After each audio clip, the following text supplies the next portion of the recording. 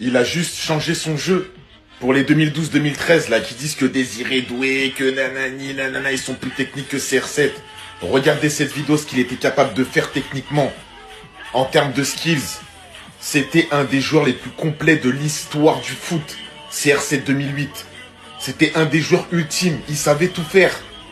Frappe, vitesse, dribble, coup franc, but de la tête, pied droit, pied gauche, accélération, tout. Tout. Franchement, je pense que c'est un des joueurs les plus complets de l'histoire, en fait. Regarde.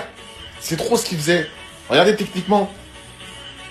Vous le respectez pas assez? Moi, je m'en rappelle très bien, en 2006, 2007, 2008, quand nous, on était petits, notre génération, quand on était petits, on allait au City, on voulait tous faire comme Cristiano Ronaldo. Et de aujourd'hui, voir des gens qui ne l'ont même pas connu, ne serait-ce qu'une saison à l'époque, dire qu'il est capable de reproduire les gestes de Yamal, de Désiré Doué, de Vinicius, mais pardon, mais la grosse blague. Mais moi, je vous le dis, un Vinicius, il part jamais avec Cristiano Ronaldo Prime en termes de dribble, hein.